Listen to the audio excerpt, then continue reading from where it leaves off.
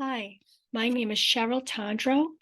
I want to welcome you to Aphasia Moments, a video podcast where I share the good, the bad, the definitely funny at times aspects of living with a language disorder called aphasia and a speech disorder called apraxia of speech. I hope that by sharing my story, that people will know that there is always hope to live our best life, even with these challenges. So today, I would like to talk to you about going to work, possibly. For a while now, I have thought about the fact that I'm at a place where I'm able to speak to most people with some problems from time to time. And I'm able to write more. I still have problems with reading at times, and I need to people to slow down sometimes for me to understand the language because of the aphasia. But recently, I've been thinking about trying to volunteer. I know that right now, probably for conceivable future, I'm not going to look for work, full-time work, but I feel ready to, I felt you feel ready to start some kind of volunteer work. Before COVID, I thought I was ready to start volunteering, maybe in my old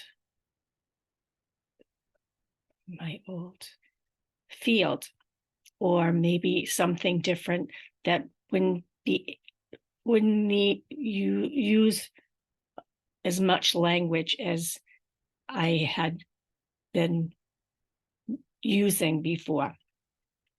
But this week, I encountered an aphasia moment that kind of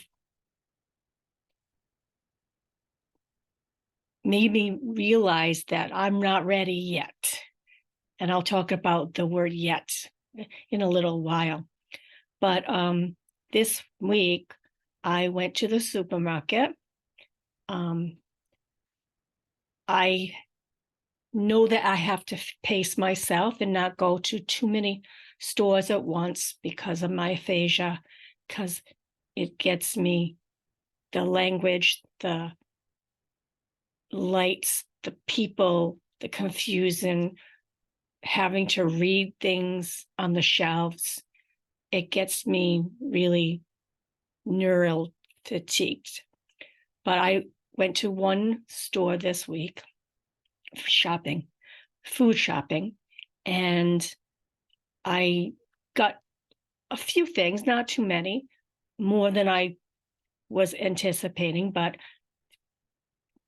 very manageable amount. And there were two checkout registers open, but the line was very long. I always go to the supermarket at times during the week when there's not a lot of people, but this day, I guess a lot of people were coming. Maybe there was too much weather coming up, or I don't know. In Rhode Island, you have to worry about the weather in the winter. But on this day, I decided that I would do the self-checkout. Well, things were going well. There wasn't anybody in the self-checkout. There was no line. And there's a man there to help you if you need it. So I started to do all the groceries, and everything was going really well until I got to the bag of potatoes. I somehow couldn't figure out how the scan would register, the code would register on the little device that it reads the code to scan it in. And I was just really getting frustrated. And if you have aphasia,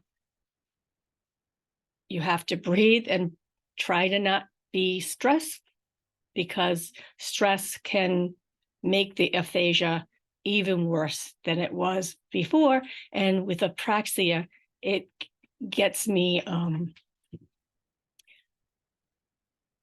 in a place that I can't talk as well as I want to.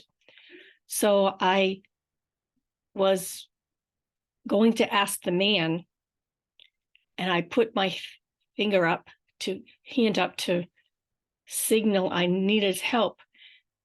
And I wanted to ask him to scan it for me. And I can't tell you what came out of my mouth, but it wasn't a sentence.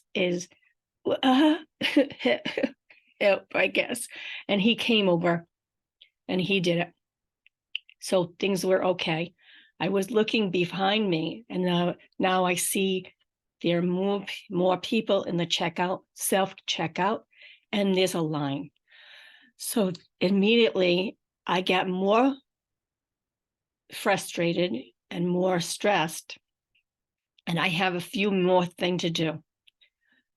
I look in my cart and I realize that I have one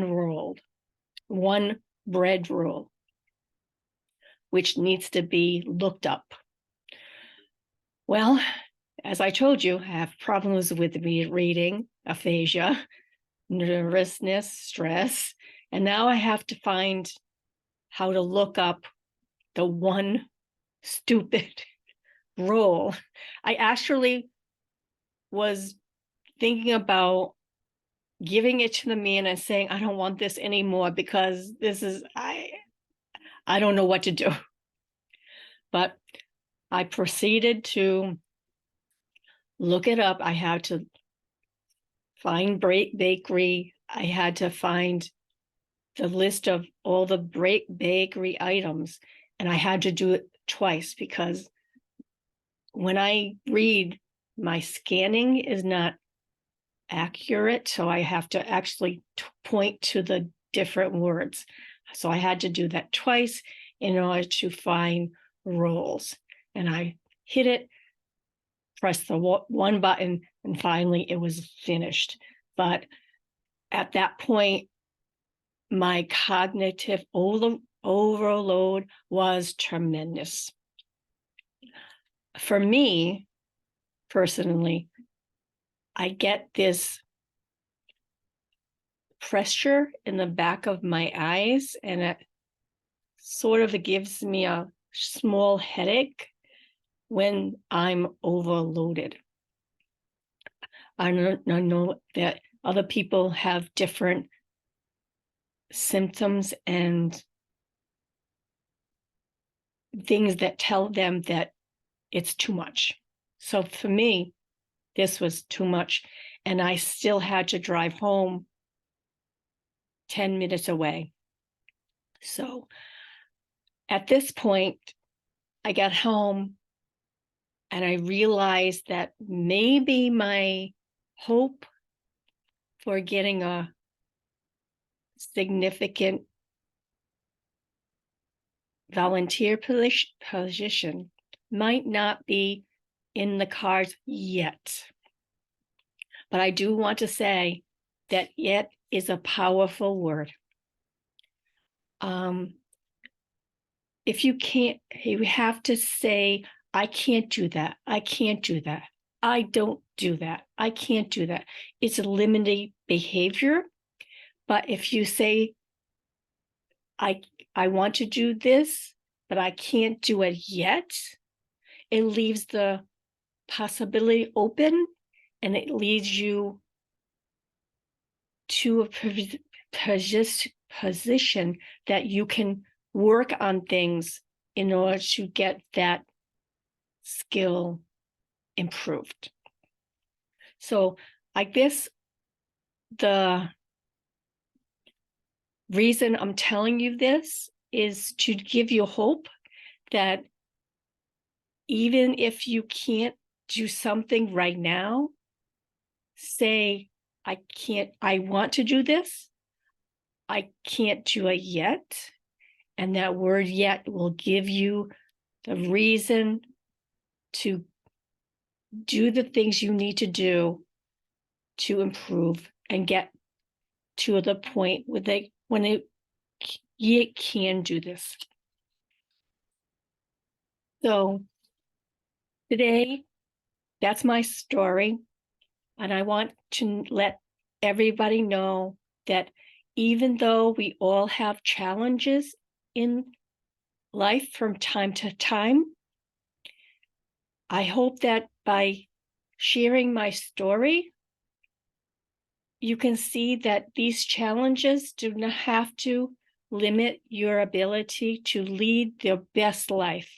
There is life after aphasia. I hope you'll join me next time. Please subscribe to my channel if you would like to get notices of the next video. I will try to also put the link to my blog. Obviously, I can write better than I can talk, but this video is really important for me to get out so people can see that you can speak and be understood even if you're